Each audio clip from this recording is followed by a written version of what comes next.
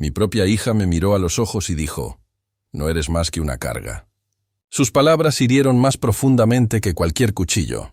La habitación quedó en silencio, pero dentro de mí, algo más fuerte que un trueno empezó a rugir. No grité, no supliqué, simplemente asentí. Porque en ese preciso instante, supe que su crueldad me había dado el arma perfecta. Creyeron que me desvanecería en silencio, invisible y olvidado. Pero lo que no sabían era que ya estaba construyendo algo mucho más pesado que yo mismo. Un legado que se verían obligados a cargar por el resto de sus vidas. Ocurrió en la mesa, el mismo lugar donde se supone que se reúnen las familias. El olor a pollo asado flotaba en el aire, pero se agriaba con la amargura de sus palabras. Los tenedores chocaban contra la porcelana, y nadie se atrevía a mirarme directamente, hasta que mi hija finalmente lo hizo. Su mirada era penetrante, casi fría. «Papá», dijo, haciendo una pausa justa para asegurarse de que todos la escucharan. «Te estás convirtiendo en una carga demasiado pesada. Emocionalmente, económicamente, simplemente no podemos seguir cargándote así». Su esposo se aclaró la garganta, intentando parecer práctico, pero sin disimular su avaricia. «No se trata solo de dinero», añadió. «Se trata de estabilidad. Quizás sea hora de que pienses en mudarte a una residencia, a algún lugar donde puedas recibir la atención adecuada».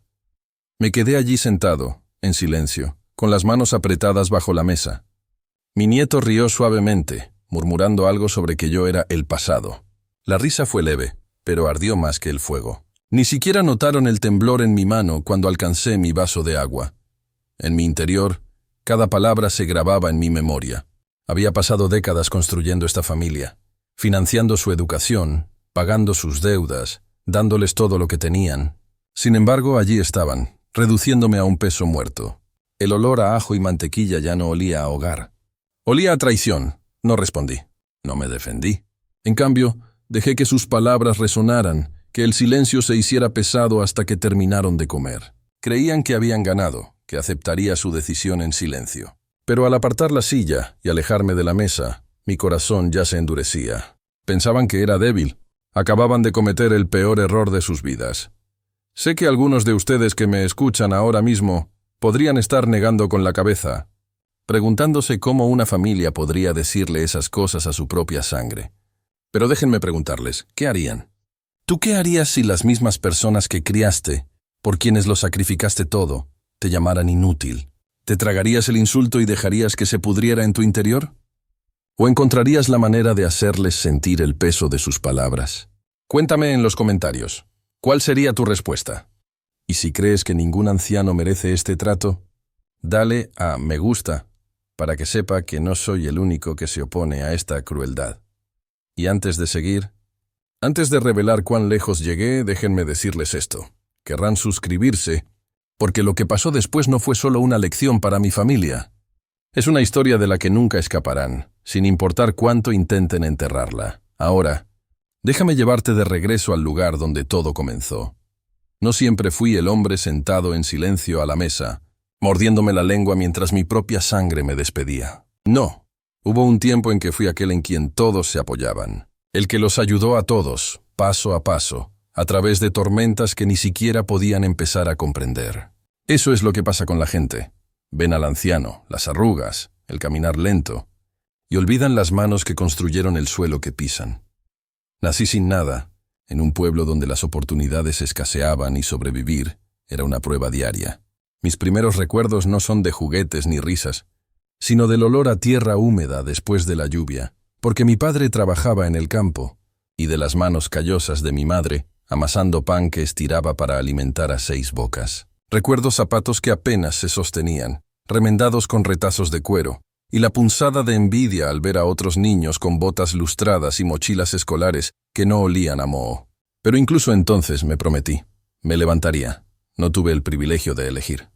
Mientras otros estudiaban hasta altas horas de la noche, yo trabajaba, acarreando ladrillos en obras, secándome el sudor de la frente siendo aún adolescente. Cada centavo que ganaba lo guardaba, no para mí, sino para el sueño de que algún día mi familia no tuviera que elegir entre una visita al médico y una comida. Y cuando me casé con la mujer que se convirtió en mi ancla, le prometí una vida mejor que la que había conocido.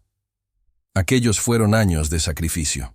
Trabajé en 2 empleos, a veces en 3. La fábrica se convirtió en mi segundo hogar. El olor a petróleo y acero no se alejó de mi ropa, y mis pulmones arrastraban el polvo de aquellos años como cicatrices invisibles. Pero cada día de paga, llegaba a casa con pan, con libros para los niños, con orgullo. Nunca malgasté mi sueldo en la bebida. Nunca lo aposté como hacían algunos de mis amigos.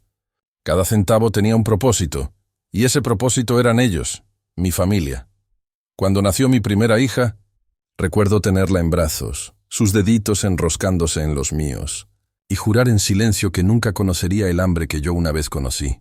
Esa promesa se convirtió en mi motor. Echaba de menos cumpleaños, aniversarios y tardes tranquilas en casa, pero construí un negocio desde cero. No era glamuroso, solo una pequeña empresa comercial, comprando y vendiendo productos, trabajando con proveedores que me conocían por la honestidad de mi apretón de manos. No me hice rico de la noche a la mañana, pero poco a poco, ladrillo a ladrillo, construí una base. Para cuando mis hijos ya estaban en la escuela, ya había conseguido comprarnos una casa decente. Todavía recuerdo el olor a pintura fresca, el brillo de los pisos limpios, la sonrisa de mi esposa al ver su cocina por primera vez. Esa casa no era solo un edificio. Era la prueba de que el niño de los zapatos remendados había cumplido su promesa. Y sin embargo, esa misma casa, esas mismas paredes, un día resonarían con la traición. Con el paso de los años, les di todo. Educación, pagada al 100%. Mi hija fue a la universidad sin una sola deuda. Mi hijo, cubrí sus fracasos empresariales incontables veces. Cuando sus socios lo traicionaron, ¿quién lo rescató? Yo. Cuando mi hija quiso una boda que impresionara al mundo, ¿quién firmó los cheques? Yo otra vez. Nunca me quejé, ni una sola vez. Pensé que eso era lo que se suponía que debía hacer un padre, sacrificarse, proveer, cargar con el peso para que ellos no tuvieran que hacerlo. Pero déjame decirte algo que duele más que el hambre, más que los huesos rotos por años de trabajo. Es cuando las mismas personas por las que te rompiste empiezan a verte como una carga. Ese momento en la mesa, cuando me llamó una carga, no se trataba solo de dinero. Se trataba de décadas de sudor y sangre reducidas a nada. Aún así, guardé silencio. No por debilidad, sino porque el silencio tiene poder. El silencio siembra la duda en sus corazones. El silencio gana tiempo. Y yo necesitaba tiempo, no solo para recordar los años que había sacrificado por ellos, sino para planear lo que vendría después. Verán, mientras pensaban que me desvanecía, ya había estado construyendo algo en secreto. Mi difunta esposa, que Dios la tenga en su gloria, siempre me decía, no dejes solo dinero, deja un significado. Esas palabras se me quedaron grabadas, y mucho antes de que mis hijos empezaran a afilar sus cuchillos de traición, yo ya había empezado a sentar las bases de algo más grande, algo que me sobreviviría, algo que encadenaría su futuro a mi nombre. Pero antes de contarles sobre eso, permítanme compartir por qué su traición me dolió tanto. No fue solo que me insultaran, fue que recordé todas las noches que llegué a casa tan cansada que apenas podía mantenerme en pie, pero aún así llevé a mis hijos a la cama para que no se despertaran solos. Recordé arreglar sus bicicletas bajo la farola porque el día había estado demasiado ocupado para hacerlo antes. Recordé empeñar mi anillo de bodas un invierno para que pudieran tener regalos bajo el árbol, diciéndoles que simplemente se había extraviado para que no les arruinara la alegría. Cada recuerdo era como una espada la noche que me atacaron. Cada sacrificio se convirtió en leña para el fuego que ahora ardía en mi interior. Y ese fuego no era rabia, sino determinación. Recordé los tiempos en que los vecinos se burlaban de mí por trabajar tanto, diciendo que acabaría con solo huesos rotos. Sin embargo, allí estaba, viejo pero no roto, y mucho más rico de lo que creían. Creían saber todo lo que poseía, cada activo que podían vigilar como buitres. Pero no era así. No tenían ni idea de las mudanzas discretas que había hecho, las propiedades que había comprado bajo diferentes fideicomisos, las cuentas a las que no podían acceder. Creían que ya habían ganado. Creían que mi silencio era una rendición. Pero lo que no vieron fue al hombre que solía ser. El hombre que surgió de la nada, que se abrió paso entre el barro. Ese hombre no se había ido. Simplemente esperaba el momento oportuno para atacar. Y ese momento estaba llegando. El insulto en la mesa no fue el final de la historia. Fue la chispa. Y al alejarme de ellos esa noche, recordé de nuevo las palabras de mi esposa. Deja atrás el significado. Sonreí para mis adentros porque por fin lo entendí. El significado no se trataba solo de la bondad. El significado no se trataba solo de la caridad. A veces, el significado viene en forma de una lección tan profunda que no se puede borrar. Querían que me fuera. En cambio, me haría inolvidable y para cuando terminara, no solo me recordarían, se verían obligados a llevarme, mi nombre, mis reglas, mi legado, como un peso que jamás podrían soltar. La gente suele pensar que la venganza nace en un instante, en el arrebato de la ira. Pero la verdad es que la mía se sembró mucho antes de las crueles palabras de mi hija en aquella mesa. Comenzó en los años tranquilos, en los resquicios entre el sacrificio y el reconocimiento. Cada vez que ayudaba, lo notaba. Cada vez que olvidaban dar las gracias, lo notaba.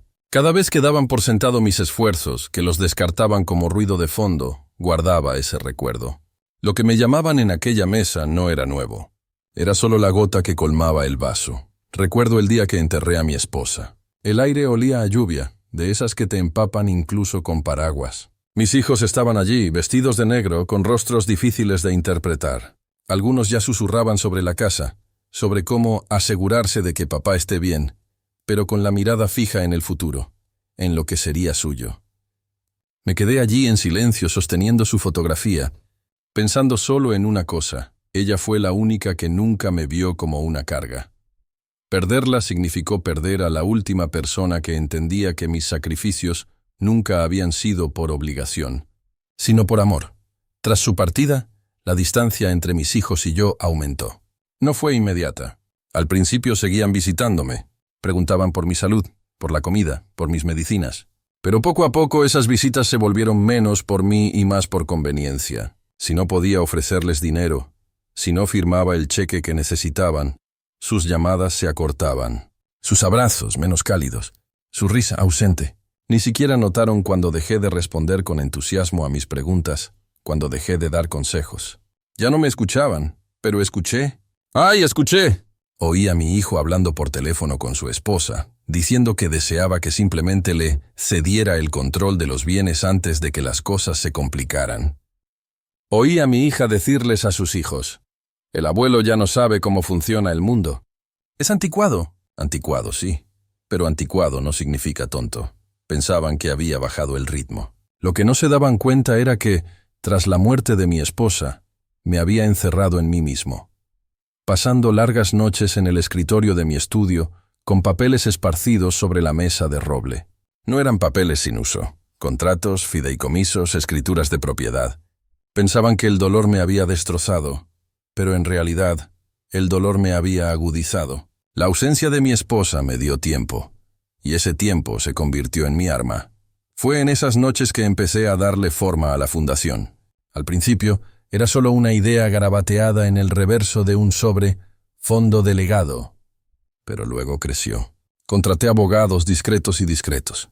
Moví dinero a lugares que desconocían. Creé reglas, cláusulas y restricciones tan estrictas que ni el zorro más astuto de la familia pudo zafarse. Mis hijos creían saberlo todo sobre mis finanzas, pero solo sabían lo que yo quería que vieran. ¿La verdad? Solo tenían una fracción. El resto estaba oculto, protegido, esperando. ¿Sabes lo que se siente estar sentado en una habitación, escuchando a tus hijos debatir sobre tu utilidad, mientras tienes en tus manos el poder de determinar su futuro? Sonreí para mis adentros porque no tenían ni idea. Creían que estaban despidiendo a un hombre que ya no estaba en su mejor momento. No sabían que estaban creando al hombre que un día sería dueño de su destino.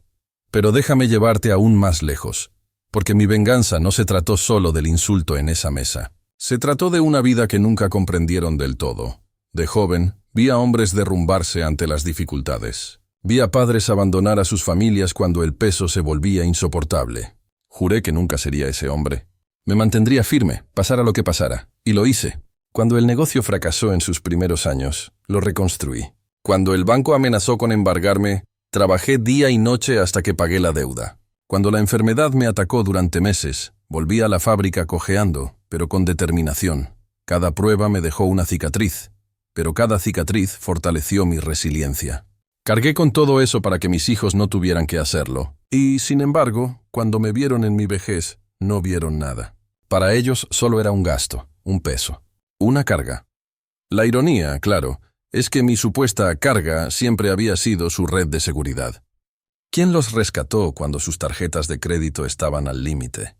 ¿Quién avaló préstamos cuando ningún banco los quería? ¿Quién pagó la matrícula de sus nietos cuando sus padres, en cambio, gastaron dinero en vacaciones? Yo.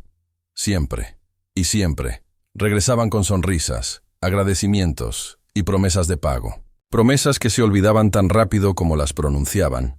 Había esperado, quizás ingenuamente, que algún día lo vieran, que algún día me miraran y se dieran cuenta de que había sido el pilar de sus vidas. Pero la noche en que mi hija me llamó una carga, supe la verdad. Nunca lo verían. A menos que yo los obligara.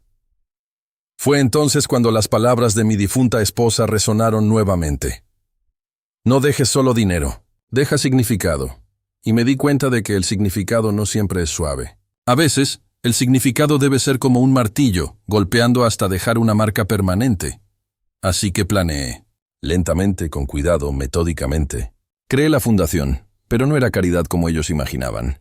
Era una trampa disfrazada de generosidad. Sí, alimentaría a los hambrientos, daría cobijo a los pobres, ayudaría a los ancianos. Haría el bien, pero también uniría a mi familia conmigo. Porque la única manera de que pudieran acceder a lo que querían, mi riqueza, era trabajando a través de esa fundación, realizando buenas obras en mi nombre, luciendo mi legado como una insignia que jamás podrían quitarse.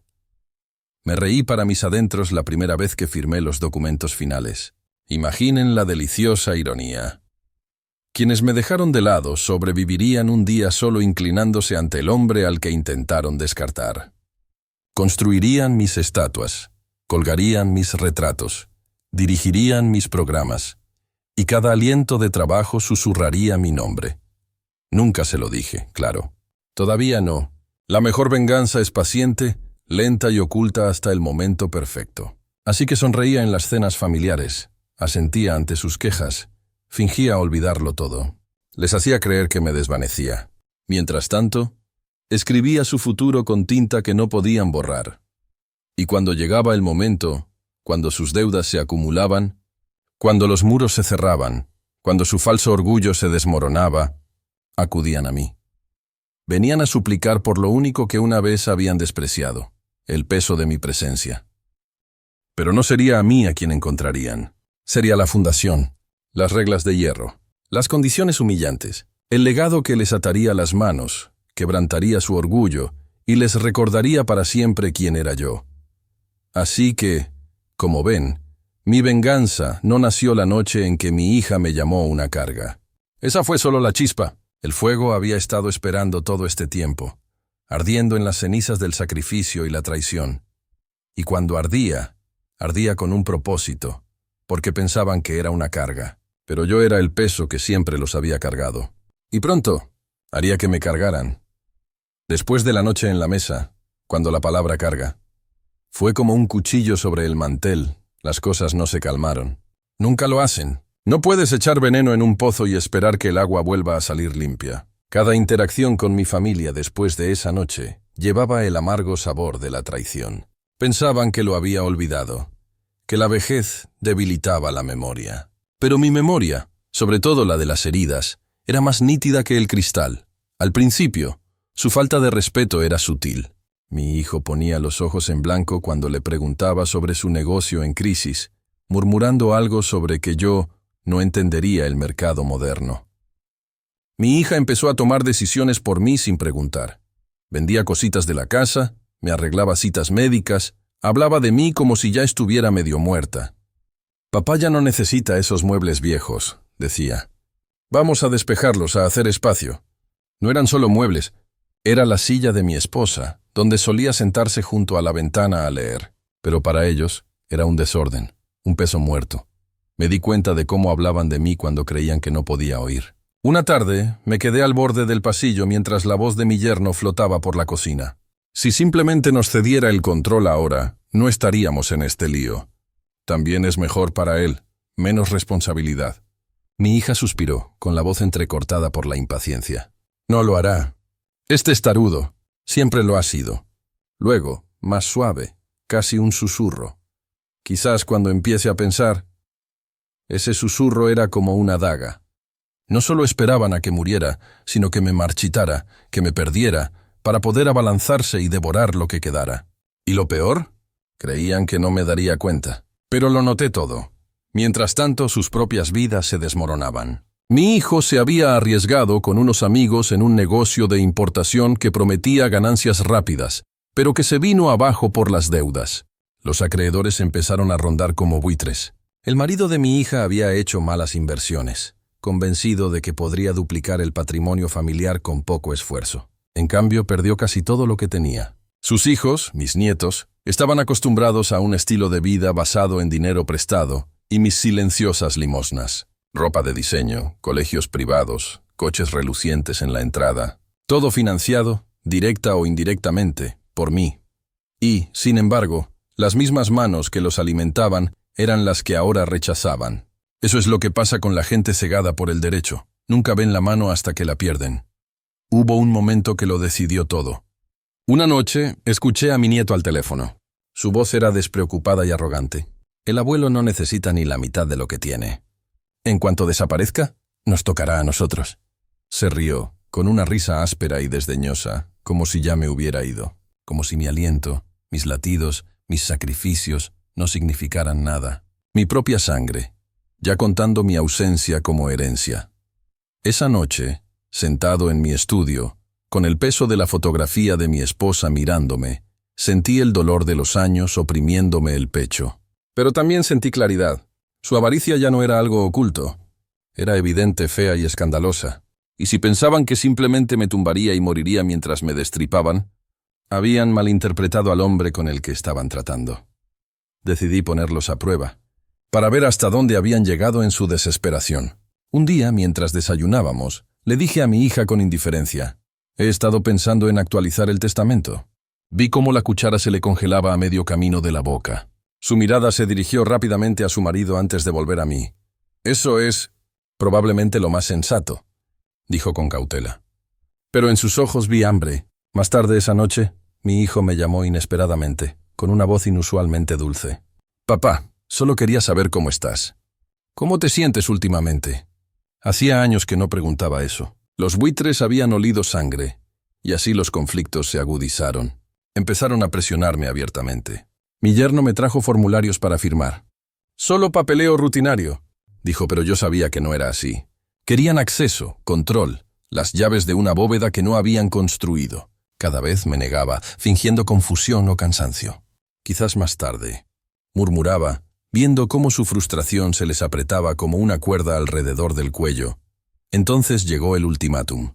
Mi hija se sentó frente a mí una tarde, con un tono falsamente dulce, pero sus palabras destilaban ácido. «Papá, tienes que entender que no podemos seguir cubriéndote. Tus facturas médicas, el mantenimiento de la casa, todo. Deberías pensar en lo que es mejor para todos, no solo para ti». «¿Lo mejor para todos?» Quería decir lo mejor para ellos. Sonreí levemente, asintiendo, pero por dentro, mi determinación era de hierro. Para entonces, su ruina financiera se estaba acelerando. Los acreedores comenzaron a llamar a la casa. Encontré sobres en el mostrador marcados. Aviso final: sus deudas no eran pequeñas. Se estaban ahogando. Y aún así, su orgullo les impidió admitirme la verdad. En cambio, continuaron con la farsa, fingiendo preocupación por mi bienestar mientras conspiraban a escondidas. Pero yo ya lo sabía. Me oían por todas partes. Y aunque no fuera así, su desesperación se reflejaba en sus rostros. Y así, las complicaciones se acumularon. No solo eran codiciosos, sino que se estaban derrumbando. Me necesitaban más que nunca, pero su orgullo y crueldad los cegaban. Esa era la deliciosa ironía. Cuanto más me rechazaban, más sin saberlo, construían el escenario perfecto para mi venganza. Por la noche, me sentaba en mi estudio, redactando cartas, revisando documentos, ultimando la estructura de mi fundación. Cada cláusula que escribía era como una cadena alrededor de sus cuellos, invisible pero esperando. Las reglas eran estrictas, podían acceder a los fondos, sí, pero solo ejecutando programas para los necesitados, llevando mi nombre como una corona que no podían quitarse. Cada proyecto, cada discurso, cada comunicado de prensa giraba en torno a mí, la carga que habían dejado de lado. Y mientras los escuchaba discutir en la habitación de al lado, Con las voces tensas por el pánico financiero, sonreí para mis adentros. Aún no lo sabían, pero el único salvavidas que tendrían sería el mismo peso del que habían intentado desprenderse. El conflicto ya no se trataba de insultos. Se trataba de supervivencia. Y cuando la supervivencia está en juego, las máscaras caen. Los verdaderos rostros de mi familia se mostraban ahora. Feos, codiciosos, desesperados. Y cada paso que daban hacia la ruina los acercaba más a la trampa que les había tendido. Porque ya no solo planeaba venganza. Estaba orquestando su futuro. Y cuando finalmente se levantara el telón, se encontrarían encadenados a mi legado, atados por las mismas manos que habían intentado apartar. Para cuando llegó el otoño, su desesperación dejó de ser una corriente oculta y se convirtió en una inundación insoportable. Afuera, las hojas se tornaron rojas y doradas, pero dentro de la casa, el aire estaba cargado de tensión, con discusiones susurradas y portazos. Era casi entretenido verlos fingir que todo estaba bien cuando los vecinos pasaban por allí, sonriendo con los dientes mientras sus ojos se movían nerviosamente como animales atrapados. Pero cuando la puerta se cerró, la verdad brotó como veneno. Los acreedores de mi hijo se volvieron más audaces. Empezaron a aparecer en casa, hombres con trajes baratos y relojes caros, que golpeaban el suelo con impaciencia en el recibidor, con voces amenazantes y agudas. «Debe y debe mucho», me espetó uno cuando abrí la puerta sin querer. Fingí confusión. Dejé que mi mano temblara ligeramente contra el marco de la puerta y murmuré algo sobre no entender. Pero por dentro, memoricé cada palabra. Mi hijo entró a trompicones minutos después, con la cara roja, disculpándose con los hombres y llevándolos a la cocina para negociar. Me quedé en silencio en mi silla, escuchando las discusiones apagadas, con los labios curvados en una leve sonrisa. Los buitres no solo lo rondaban, sino que ya lo estaban desgarrando. A mi hija no le iba mucho mejor. Su marido había invertido mucho en un plan inmobiliario que se vino abajo de la noche a la mañana. Una noche, en voz baja pero con urgencia, los oí decir: «Si no pagamos este préstamo, lo perderemos todo. La casa, los coches, todo». Ella respondió entre dientes: «Papá podría arreglar esto de un plumazo si simplemente cediera sus cuentas». ¿Por qué no lo hace? ¿Por qué, en efecto? Sus hijos, mis nietos, también estaban cada vez más inquietos. Habían crecido en un mundo de privilegios, mimados con lujos que creían que se conseguían sin esfuerzo. Cuando esos lujos empezaron a desaparecer, sin coches nuevos, vacaciones canceladas, asignaciones cada vez más reducidas, también volcaron su resentimiento contra mí. ¿Por qué el abuelo se queda ahí sentado?, te murmuró mi nieto una tarde, sin darse cuenta de que lo oía. Está sentado sobre un montón de dinero y no quiere ayudar. Viejo egoísta, egoísta. La palabra era casi risible. Si supieran cuántas noches pasé sin comer para que ellos pudieran comer. Si supieran cuántos sueños míos había enterrado para que los suyos pudieran vivir. Y sin embargo, aquí estaban, culpándome por no haberlos rescatado de su imprudencia. La casa se convirtió en un campo de batalla. Podía oír cómo se agrietaban su matrimonio, cómo se ensanchaba la paciencia mutua. Mi hija y su esposo discutían casi a diario, a veces tan fuerte que los vecinos debieron oírlo. «Me prometiste que esto funcionaría», gritó una noche. «Míranos ahora, rogándole a mi padre como si fuéramos carroñeros». Él gritó: «No es mi culpa que sea tan terco para ayudar. Se aferra a un dinero que ni siquiera usa». A veces su ira se volvía directamente contra mí. Una tarde, mi hijo me acorraló en la sala, con la mandíbula apretada y los puños apretando y soltando. «Papá», dijo, intentando disimular su desesperación con calma, «no podemos seguir así. No entiendes la presión que tenemos. Si te importa esta familia, me cederás el control. Déjame manejarlo todo. No tienes que preocuparte por los detalles». Lo miré a los ojos, firme e inquebrantable. «¿Detalles?», repetí en voz baja. «Sí, siempre son los detalles los que importan». Salí de la habitación sin decir una palabra más, dejándolo furioso. Esa era la belleza del silencio. Pensaban que era debilidad, pero el silencio puede ser el cuchillo más afilado. Con cada silenciosa negativa, yo apretaba la cuerda alrededor de sus cuellos, un nudo a la vez. Entonces llegó el momento que lo confirmó todo. Una tarde tormentosa, pasé por la puerta del estudio y los oí dentro, susurrando con urgencia. «Pensaron que estaba dormido. Tal vez deberíamos...» «¡Empujarlo!», tembló la voz de mi hija. ¿Cómo empujarlo?, preguntó su marido. Convéncelo de que lo está perdiendo. Si cree que ya no es capaz, lo entregará. Oh, murmuró mi hijo con tono sombrío. Quizá no esperemos a que nos lo entregue. Quizá encontremos los papeles nosotros mismos. Ese fue el momento en que mi corazón se enfrió como una piedra. No solo esperaban que me desvaneciera. Planeaban robarme, engañarme, borrarme incluso antes de que me fuera. Mis propios hijos, mi propia sangre. Y aún así, seguían llamándome una carga. Pero aquí está el problema con las cargas. Si las eliminas, a veces toda la estructura se derrumba. No entendían que yo no era el peso que los hundía, sino el pilar que los sostenía, y pronto lo aprenderían. A medida que pasaban las semanas, su desesperación se convirtió en humillación. Empezaron a vender cosas pequeñas, joyas, aparatos electrónicos, incluso el coche de lujo que tenían en la entrada. Pero por mucho que vendieran, las deudas lo superaban todo. Observé en silencio cómo el orgullo se desvanecía de sus ojos, dejando tras sí sombras de miedo. Una noche, después de otra pelea a gritos, mi hija vino a mí con lágrimas en los ojos. «Papá», susurró con voz temblorosa, por favor, ayúdanos. Nos estamos ahogando». Extendí la mano y la puse sobre la suya, firme y tranquila. «¿Ahogarse?», dije en voz baja. «A veces ahogarse te enseña a nadar». Me miró horrorizada, apartando la mano como si mi tacto la quemara. Esa fue la noche en que comprendí la ironía de todo. Me habían rechazado, me habían despreciado, y sin embargo, ahora su supervivencia dependía de mí. Pero aún no conocían las condiciones. No sabían que la única manera de aferrarse al salvavidas que les había preparado era renunciando a cada ápice de su orgullo. Los vi romperse, pieza a pieza. Su risa se apagó en la casa. Las comidas se volvieron más silenciosas, cargadas de tensión. Mis nietos evitaban el contacto visual, avergonzados por las súplicas de sus padres. La orgullosa familia que una vez me llamó inútil ahora parecía animales acorralados. Y el acorralamiento se cerraba. Dejé que todo se desarrollara.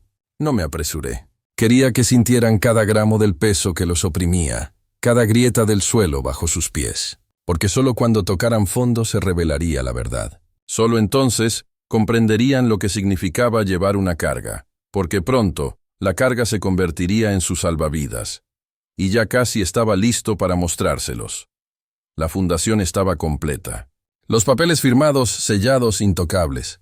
Las cuentas se trasladaron, los activos se aseguraron, todo estaba en su lugar. Solo faltaba la revelación, y quería que fuera perfecta. Quería que el momento se grabara en su memoria para siempre, porque pensaban que era una carga. Pensaban que estaba acabado, pero pronto descubrirían la verdad. Yo no era el final de su historia, sino su autor, y cargarían con cada palabra de ella por el resto de sus vidas. Para cuando llegó el invierno, ya tenía todas las piezas alineadas en el tablero. Mis hijos creían que eran los jugadores, pero solo eran peones, ciegos, luchando, desesperados. ¿Y yo? Yo fui quien estableció las reglas mucho antes de que se dieran cuenta de que el juego había comenzado. Cada día los veía desmoronarse. Su desesperación se hacía tan fuerte que ya no necesitaba palabras. Los vestidos de mi hija, antes cuidadosamente planchados, estaban arrugados. Su cabello recogido con prisa en lugar de elegante. La voz de mi hijo se quebraba de amargura cuando llamaban los acreedores, y su bravuconería se convertía en miedo. Los nietos murmuraban cosas que no entendían sobre perderlo todo y el abuelo sentado sobre el dinero. La casa, antes llena de risas falsas, ahora resonaba con un silencio roto solo por discusiones amortiguadas a través de las paredes. Fue el momento perfecto. Ya había establecido la fundación. Pero ahora llegaba la parte que requería precisión, obligarlos a suplicar por lo que una vez habían escupido. Si lo revelaba demasiado pronto, se resistirían. Demasiado tarde, y podrían derrumbarse por completo. Los quería desesperados, pero no destruidos. Todavía no. Quería que se vieran obligados a la humillante posición de elegirme, de aferrarse a la misma carga que habían intentado desechar. Así que empecé a plantar semillas. Pequeñas, lo suficientemente sutiles como para parecer comentarios casuales, pero lo suficientemente agudas como para cortar, una tarde. Mientras mi hija estaba sentada a la mesa de la cocina con la cabeza entre las manos, con las facturas esparcidas ante ella como hojas caídas, entré arrastrando los pies, apoyándome en mi bastón. Es extraño. Te dije en voz baja, lo rápido que cambia la fortuna. En un momento crees que el suelo está firme bajo tus pies, y al siguiente se derrumba. Levantó la vista, con los ojos húmedos de cansancio. Papá, por favor, no empieces. ¿No entiendes a qué nos enfrentamos? Ah, ya lo entiendo, respondí sentándome en la silla frente a ella. Más de lo que crees. Olvidas que he vivido tormentas peores que esta. La diferencia es que yo aprendí a construir refugios antes de que lloviera. Entrecerró los ojos, con un destello de sospecha, pero no dijo nada. Todavía no.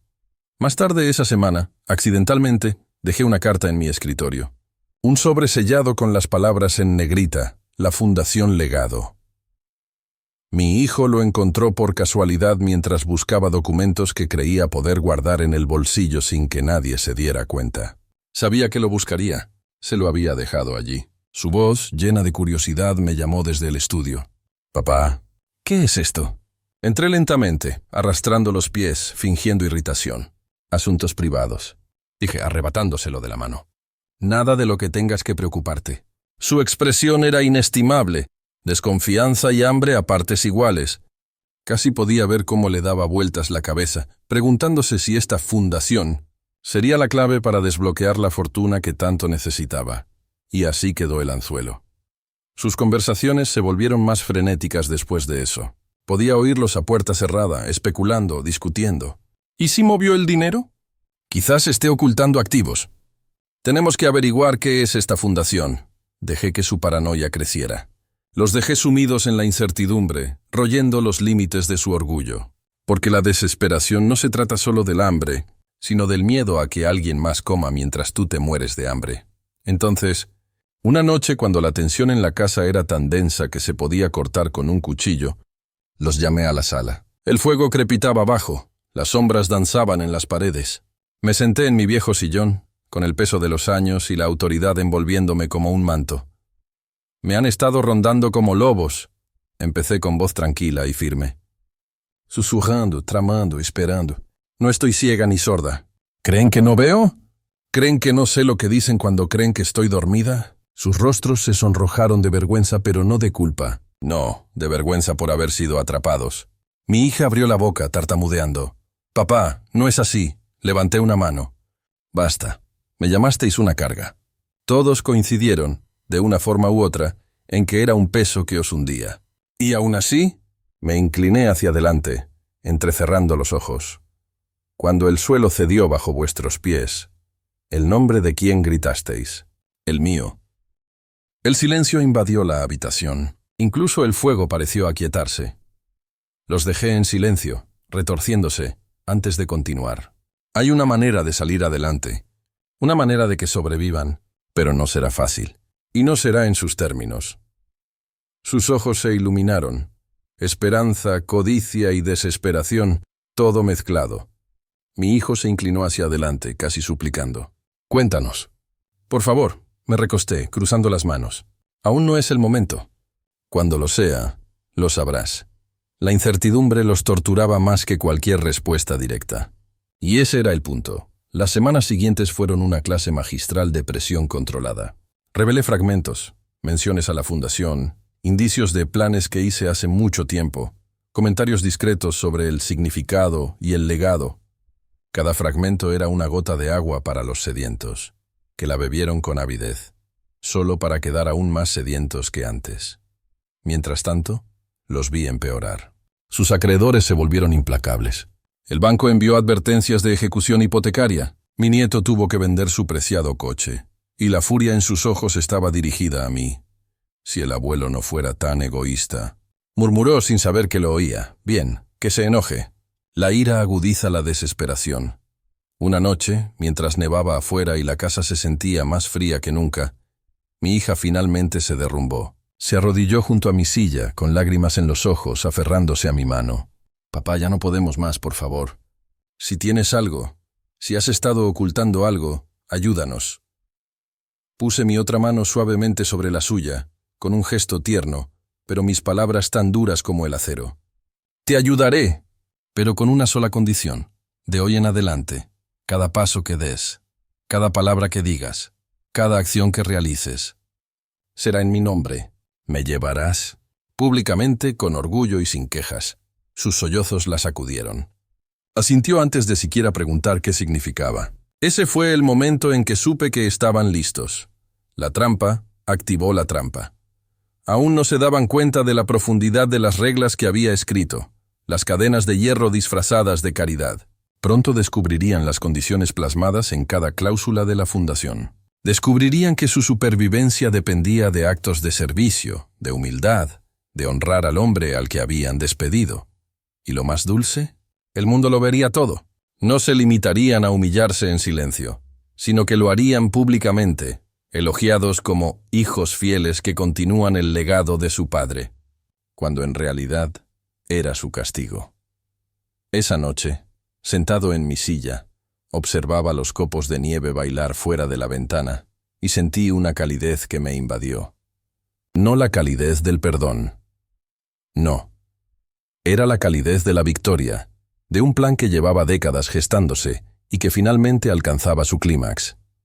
Creían que me habían despojado de mi poder. Creían que el tiempo me había marchitado hasta la irrelevancia, pero estaban a punto de descubrir que mi edad no era una debilidad, sino una estrategia, porque la venganza no se trata de atacar rápido, se trata de atacar con valentía, y pronto sentirían el peso de la carga que con tanto esfuerzo se habían esforzado por dejar atrás. La noche en que mi hija se arrodilló ante mí fue el momento en que todo cambió. Hasta entonces, me habían rodeado con intrigas y susurros, creyendo aún que podían superar a un anciano. Pero cuando sus lágrimas cayeron sobre mis manos, supe que lo último de su orgullo se había quebrado. Ahora eran arcilla blanda, listas para ser moldeadas, listas para ser encadenadas. La semana siguiente, los reuní a todos. La tormenta afuera sacudía las ventanas, pero no era nada comparada con la tormenta que estaba a punto de desatar en esa sala. Me senté en mi silla junto a la chimenea, con una carpeta en el regazo. Mis hijos y sus esposas entraron nerviosos, mis nietos rondando las paredes, fingiendo que no les importaba, pero pendientes de cada palabra. He escuchado tus llantos. Empecé en voz baja y firme. Te he visto tropezar, caer y casi ahogarte.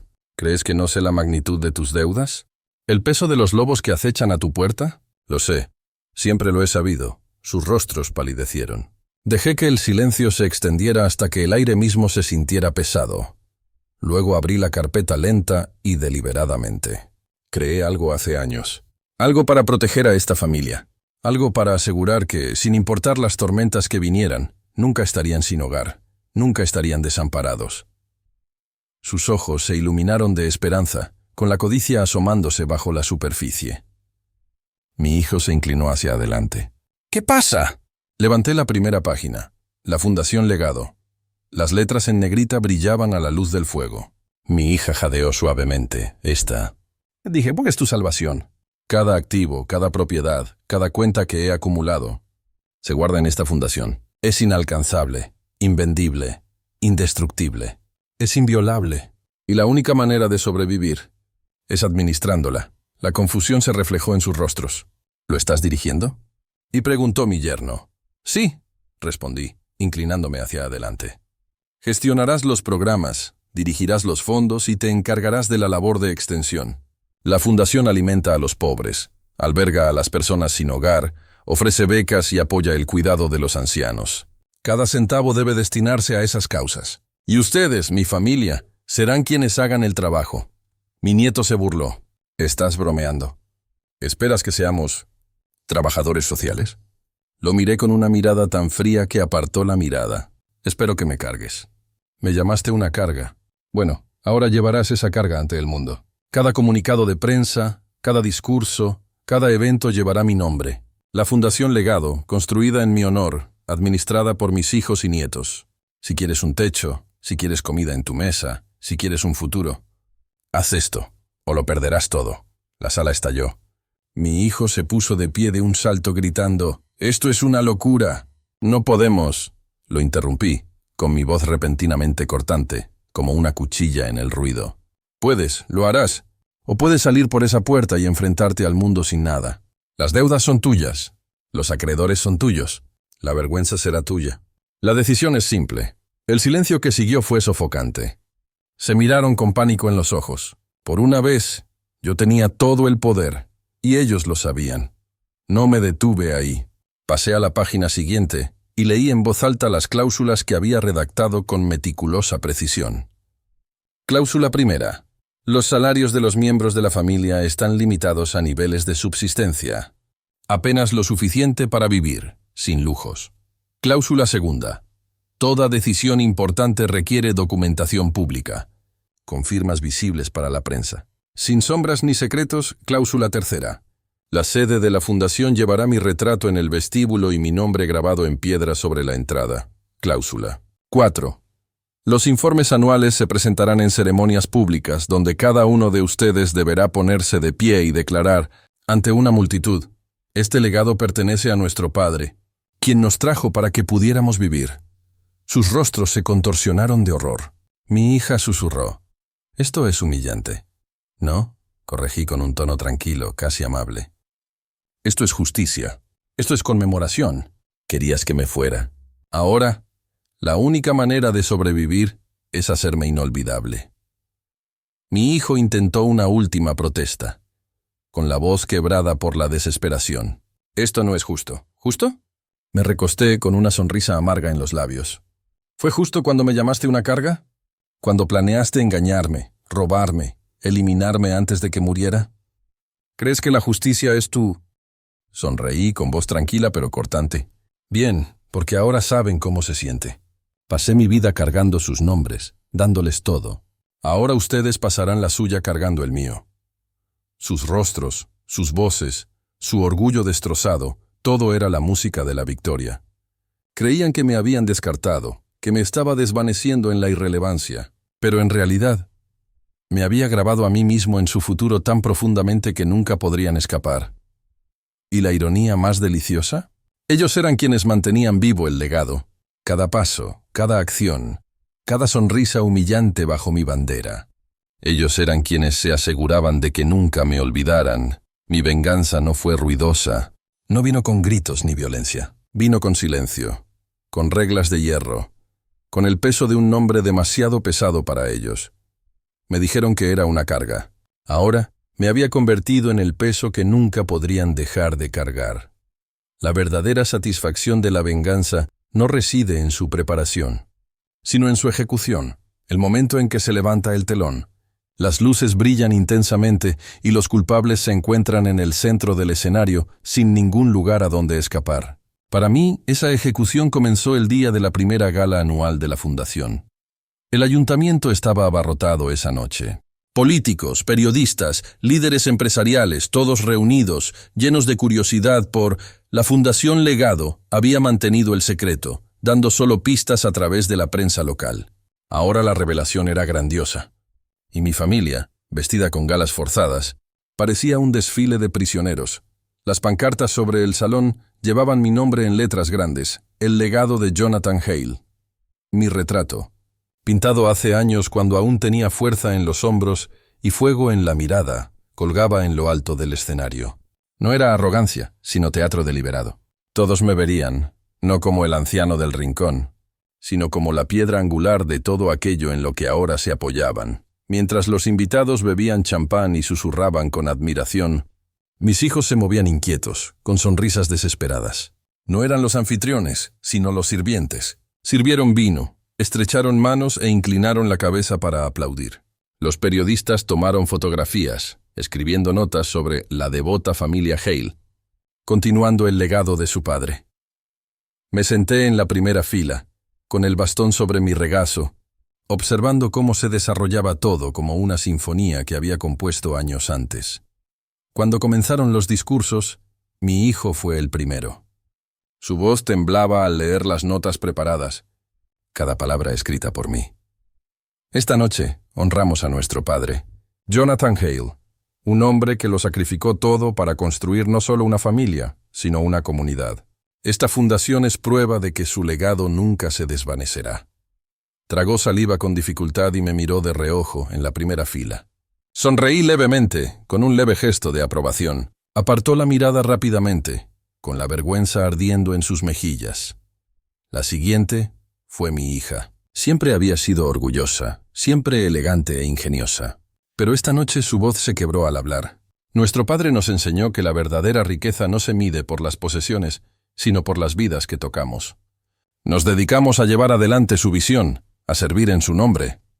Los aplausos atronaron la sala. Las cámaras destellaron, y allí estaba ella, la misma hija que una vez me llamó una carga, ahora inclinando la cabeza públicamente en mi honor. Lo saboreé como a buen vino.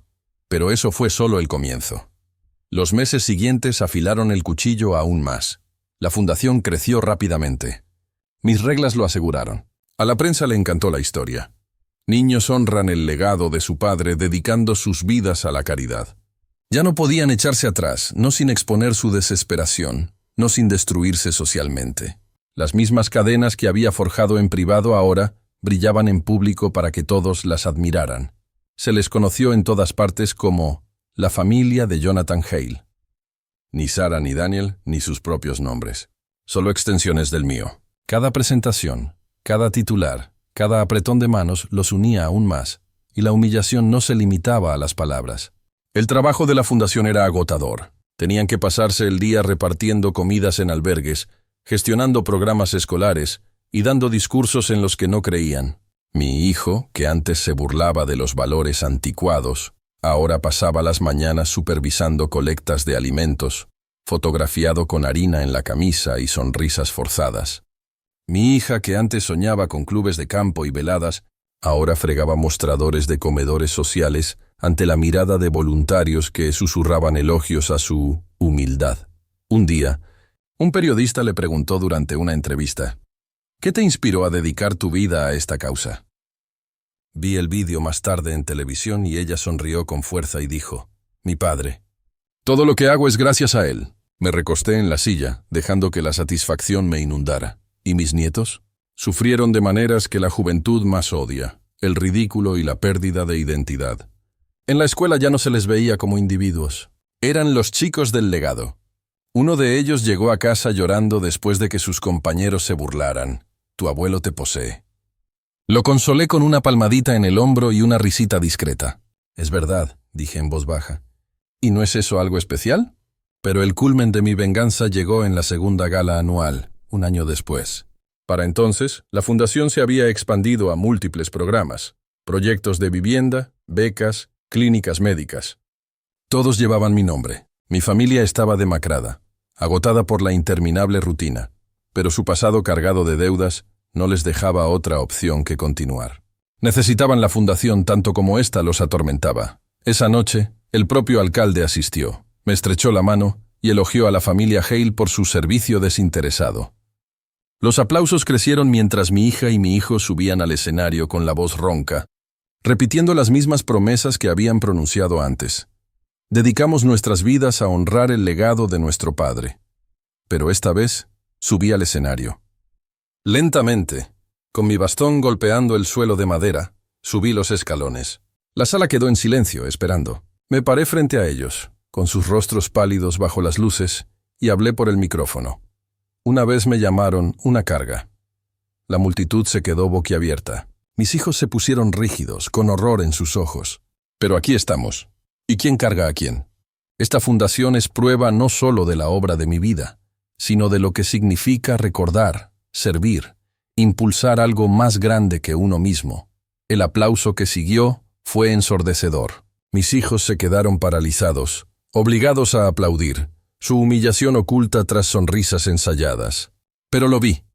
Las mandíbulas apretadas, el tic de resentimiento, los gritos silenciosos en sus ojos, y lo bebí. Porque la venganza no siempre es un ataque feroz. A veces es lenta, deliberada, una carga eterna. No solo perdieron su orgullo, sino también su libertad. Se encadenaron a mí, a mi nombre, a mi legado, de maneras que ni el dinero ni el tiempo podrían revertir. Querían que me fuera. En cambio, me había hecho inmortal. Ahora, cuando la gente habla de mis hijos, no mencionan sus nombres primero. Dicen, los que dirigen la fundación de Jonathan Hale. Mi nombre siempre va primero, siempre punto y cada día, mientras se arrastran a través de otro programa, otro evento, otro discurso humillante. Sé la verdad. No solo me llevaron en la vida, me llevarán para siempre. La carga que despreciaban se había convertido en el peso que los mantenía a flote. Pensaron que me desvanecería en silencio. Una sombra olvidada, un peso que quitarse de encima. En cambio, me convertí en la piedra que se ven obligados a cargar, el nombre que jamás podrán soltar. La fundación no es solo mi legado, es su sentencia. Cada sonrisa que fuerzan ante las cámaras, cada discurso que se les atraganta, cada titular que vincula su supervivencia a mi nombre. Todo les recuerda la verdad que una vez se negaron a ver. Ya no soy la carga. Soy el pilar, el monumento, la cadena que no pueden romper. Y mientras me siento en el ocaso de mis años, bastón en mano y una sonrisa serena en los labios, sé esto. Cuando me haya ido, seguirán arrodillados ante el altar de mi legado. Me dijeron que era una carga. Ahora soy el peso que nunca los soltará.